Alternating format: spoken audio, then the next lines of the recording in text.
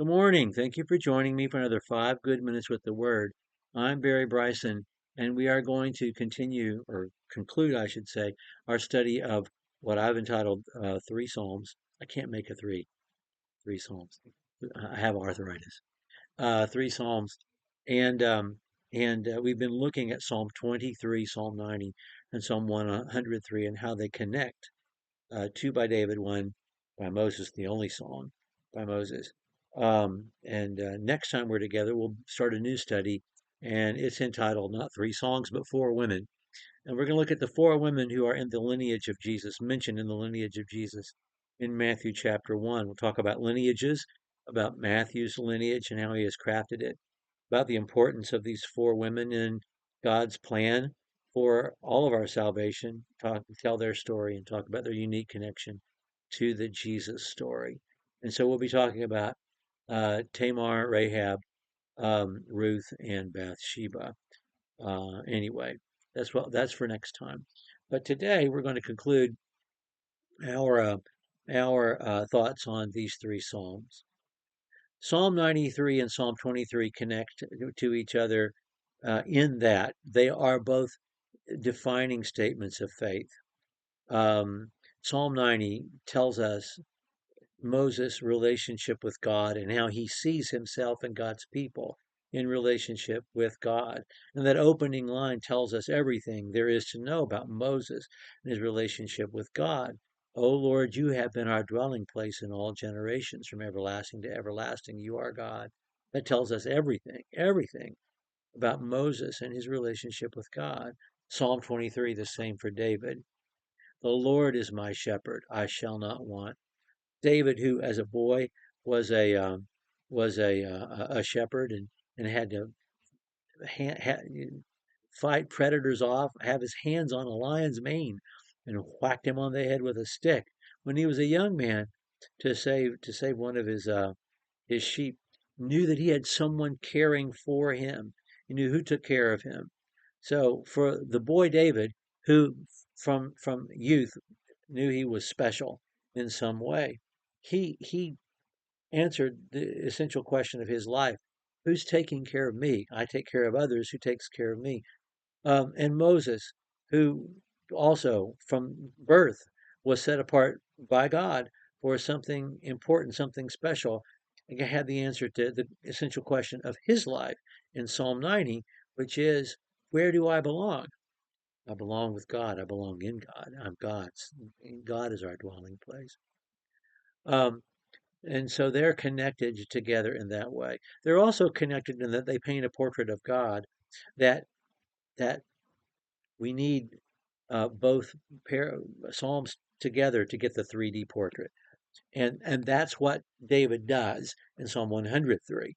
He takes this portrait that he has painted of God, all of which is true in Psalm 23, and the portrait that Moses has painted of God, all of which is true in Psalm 90, and superimposes them on each other in Psalm 103, and gives us this three-dimensional portrait. Um, as we said earlier, Psalm 23, in Psalm 23, David and the rest of us, we are the sheep of God's pasture. And because he's our shepherd, it's his responsibility to care for us. And he does care for us, which doesn't mean we get to avoid the valley of the shadow of death, but he's with us all the way. All the way he leads us, he feeds us, he directs us. And then in the end, we're no longer sheep. We're members of his household. Goodness and mercy will follow us all the days of our life, and we'll dwell in the house of the Lord forever. That's how David sees his relationship with God. Psalm 90, um, our secret sins and our public sins are before you, and you send us to the grave. You're the one who made us mortal. You're the one who made the rules. You're the one who's imposed the consequences, and we earn the death that we're going to get um, because you're perfect and you're omnipotent and you're omniscient, and this is just the facts about us. But you have made promises to us, and so we ask, based upon those promises, that you give us some good days, as many good days as we have bad days from you, as many good years as we have bad years from you, and that you will for a while establish the work of our hands. It's such a small thing to ask, but it is a matter of asking for grace. In Psalm 103, David literally quotes Moses' psalm multiple times, mentions Moses by name, refers to the facts, the very same facts, and refers to the conclusions and says, no, that's not exactly right. He forgives our sins. He heals our diseases. He redeems our life from the pit.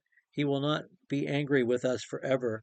He's the one who loves us the way a father loves his children. And so Psalm 103 and Psalm 90 are inextricably bound to each other.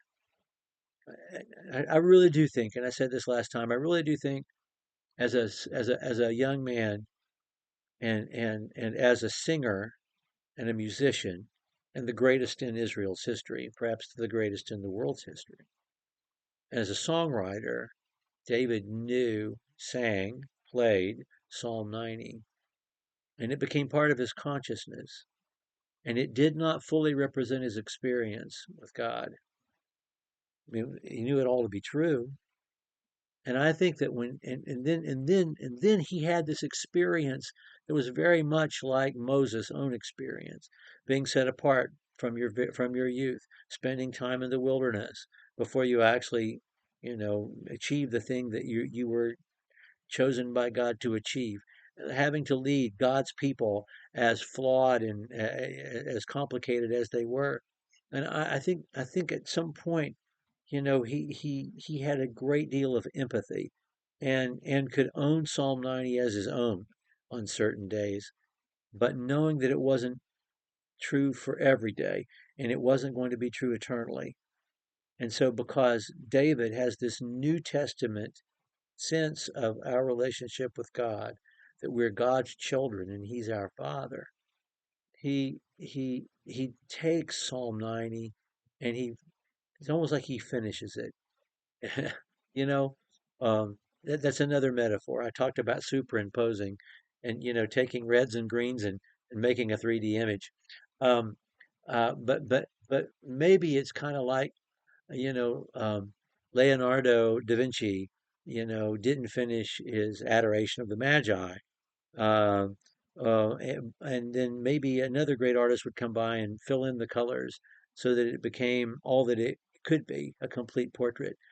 And maybe David is doing that with Moses' Psalm as well. Um, I can't think of one without thinking about the other. I can't think of one without thinking about all three together because they are connected, very deeply connected, I think, in that way. Well, thank you for joining me on this study, this self-indulgent study, because I love these three songs and I like thinking about them together.